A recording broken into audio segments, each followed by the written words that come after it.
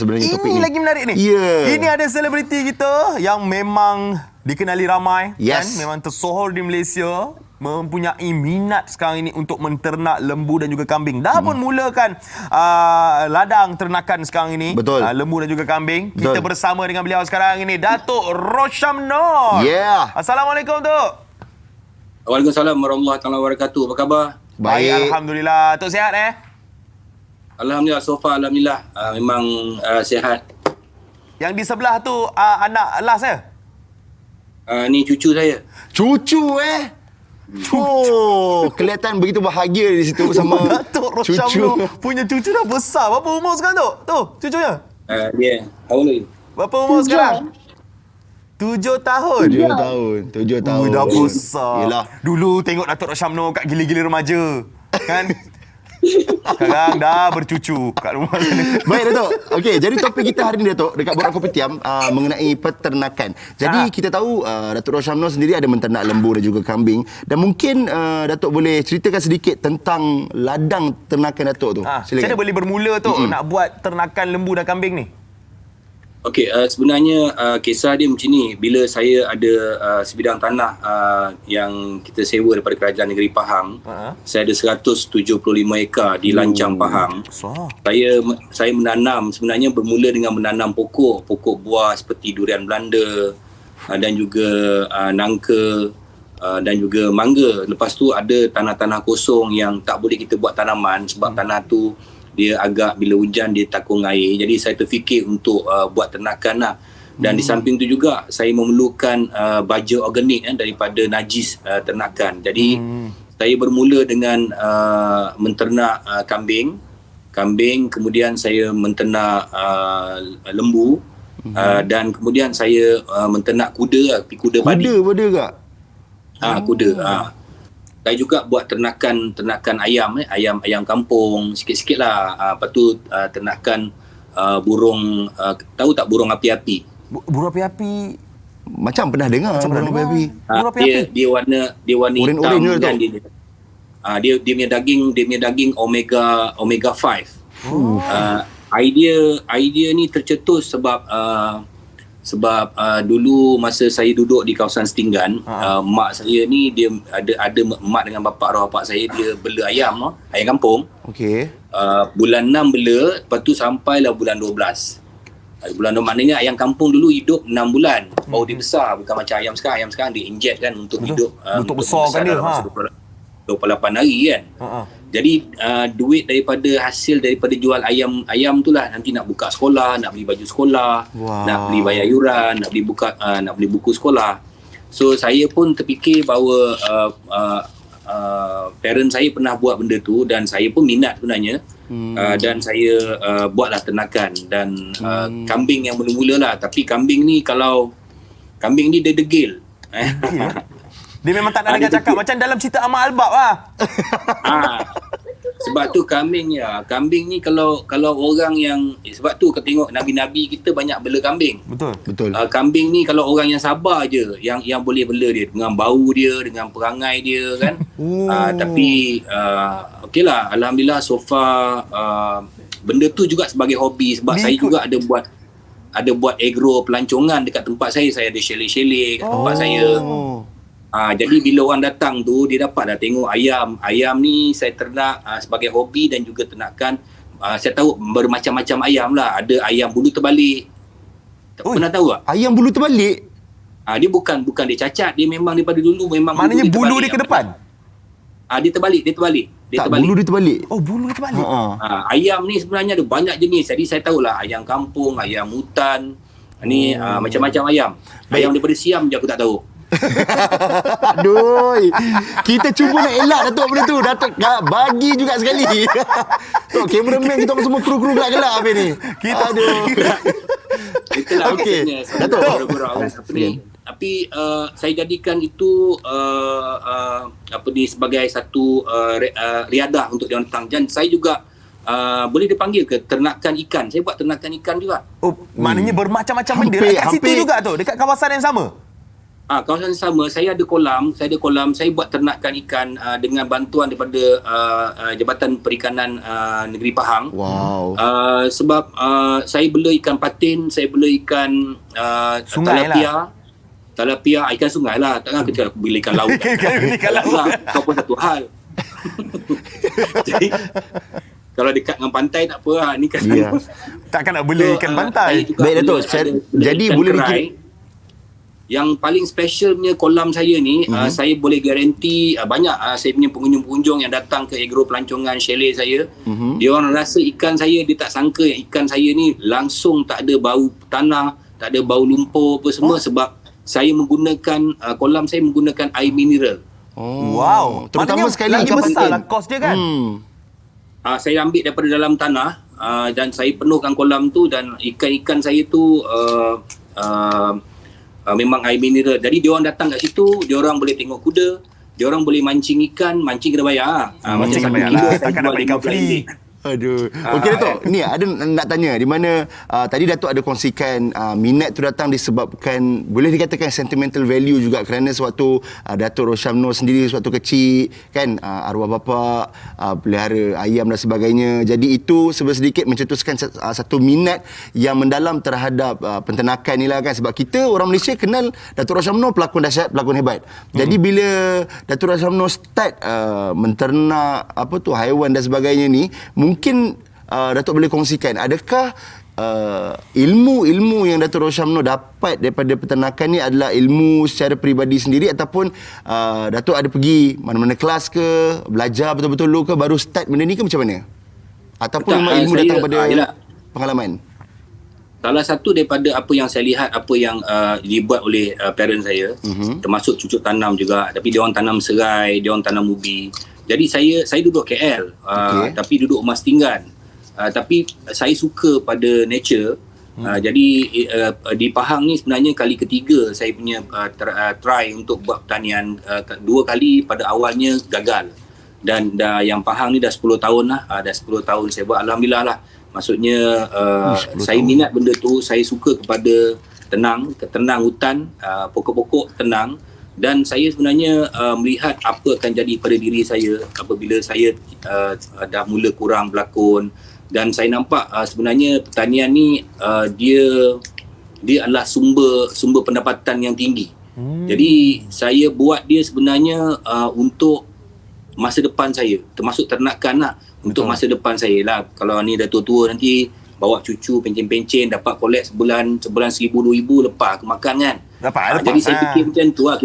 Kita tak ada APF, tak ada apa kan. Jadi untuk hari tua saya, jadi memang minat nombor satu lah. Dan saya minat satu perniagaan lah. Perniagaan pun satu juga.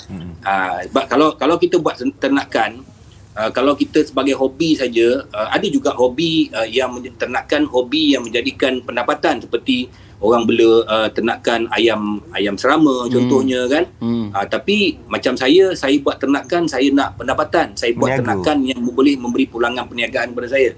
Nak cakap pasal berniaga tu, Datuk memang dah ada pembeli tetap ke untuk haiwan-haiwan ternakan ni? Ke memang dah import daging ni keluar ke?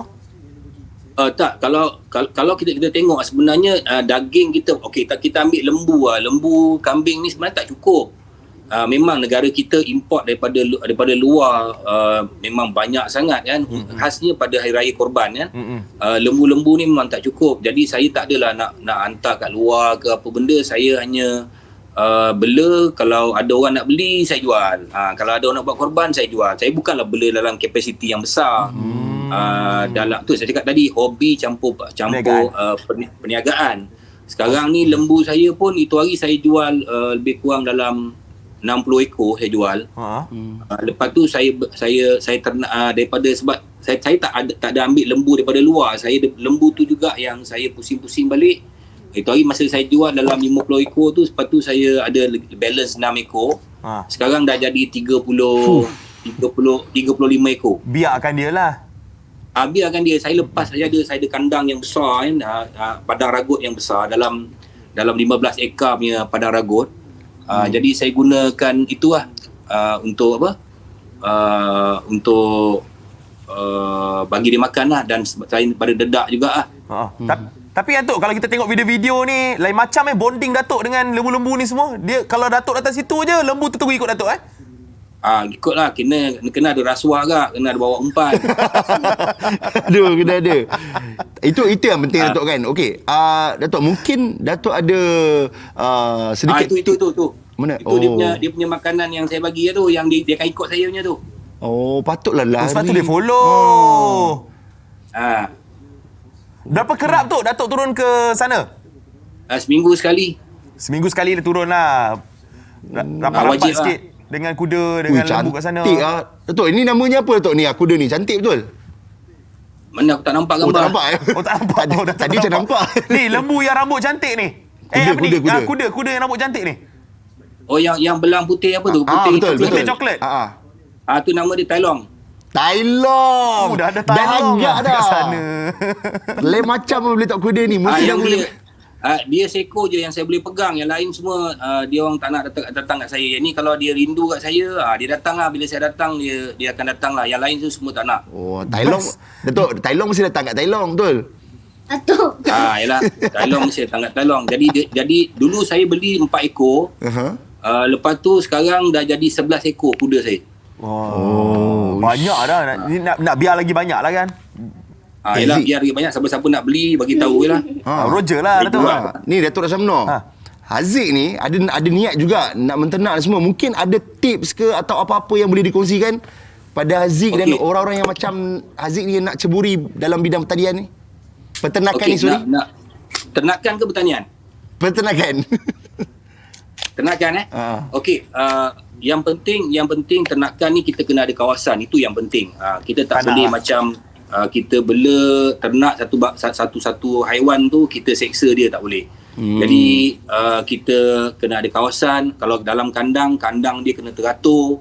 Dalam sangkar kena teratur. Dia kena ada, dia tak boleh macam terkurung sempit, tak boleh. Dia pun makhluk Allah. Jadi kita kena bagi keselesan. Kerana bila kita bagi keselesan pada dia, pembesaran dia tu pun cantik. Makanan dia kena cukup, penjagaan dia kena cukup, minum dia kena cukup, ubat dia kena cukup. Dia tak boleh biar macam tu. Contoh macam lembu apa semua ni, kalau kita tak jaga dia, veterina boleh saman kita. Kuda ni semua kena jaga. Dia ada boleh yang saman terbiar kita sampai ke jalan raya kan? Ya. Ada lembu belaan ni yang terbiar sampai ke jalan raya. Itu biasanya kat kampung-kampung lah. Dekat dulu-dulu orang kampung-kampung memang macam tu, dia tak ada kandang. Jadi lembu dia membiak macam tu. Sebab tu bila kita masuk jalan kampung, jangan buat laju. Betul. Takut lembu di hadapan. Kan ada signboard lembu di hadapan. Tapi kalau kau pergi kat sebelah pantai timur, dia dekat tu dia tahu gajah. Signboard gajah. Signboard gajah pun ada. Kan dekat Tasik Banding punya jalan tu kan.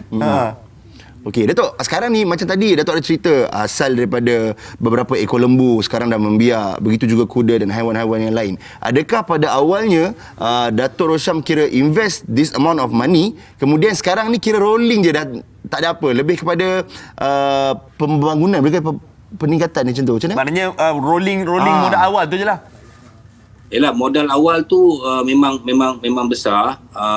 Lepas tu lepas bila kita dah jual, kita rolling lah. Macam saya ternakan campur pertanian tau. Jadi saya boleh rolling pertanian saya dengan ternakan saya rolling sekalian.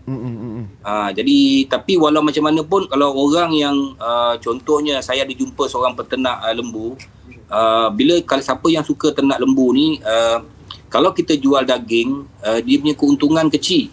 Tapi kalau kita jual nyawa, dia keuntungan besar. Saya pun pening apa dia cakap nyawa. Rupa-rupanya nyawa tu yang lembu yang buat korban. Jadi orang beli the whole lembu kan, dia tak beli daging. Sikit-sikit. Maksudnya dia beli dengan tulang-tulang dan kepala. Dia hidup lah, dia jual nyawa. Satu ekor tu lah. Jadi kena faham, menternak lembu ni nak buat duit macam mana. Tapi yang sebagusnya, jangan terus ternak. Kita cari jabatan ternakan ni kan apa semua, kita pergi pergi seminar ataupun kenal siapa-siapa peternak-peternak, pergi bertanya dengan dia orang dulu. Macam dulu saya mengalami zaman kebodohan saya. Sebab saya buat pertanian 2 kali gagal sebab saya tak tahu apa-apa, saya main langgar je dan saya hilang duit saya. Saya hilang duit saya. Maknanya belajar daripada kegagalan lah. Betul tak? Saya belajar daripada kegagalan tapi saya tak nak orang yang tengah menonton ni dia gagal dan belajar. Saya nak dia belajar dulu dan tak ada kegagalan. Wow, betul. Wow, dalam tu. Kita Datuk. belajar dengan orang yang pernah gagal dan berjaya. Supaya kita tak gagal. Dan kita tak gagal. Kalau tidak nanti contohnya kalau kita mempunyai modal yang ngam-ngam saja contohnya lepas tu kita tak belajar, lepas tu kita gagal, boleh tak kita bangun balik? Tapi kalau saya bernasib baik ada duit lebih sikit dulu dah gagal, maknanya saya mengaku kebodohan saya. Jadi duit yang ada tadi macam tadi engkau ambil duit pencen bapak engkau. Dia dengar. Dia Itu dengar. off record. Engkau ada pergi Contoh. Contoh. Kau ada pergi belajar tak? Kau jangan duit pencen bapak kau dah kerja berpuluh-puluh tahun kau habis kan? Cakap daripada seorang datuk yang ada cucu je. Okey, kita ucapkan terima kasih kepada Datuk Rosyamno sekarang ni. Woi, Terima kasih, kau Datuk. potong aku Terus potong. Habis potong. Tok, nanti kita jumpa, kita borak panjang lagi Tok, insyaAllah. Okey, baik. Okey, salam dekat family semua, Tok. Pada semua kru-kru dan juga semua penonton. Assalamualaikum. Stay at home, stay safe. Bye-bye. Waalaikumsalam Assalamualaikum, warahmatullahi. Tok. Itu dia, geng. Datuk Rosyamno sangat hebat lah. Sangat hebat, sangat relax bercerita mengenai ternakan lembu dan juga kambing beliau. Hujung-hujung dia tu best tu, Zik. Dia bagi terus benda off air. Kita terpotong. Alright.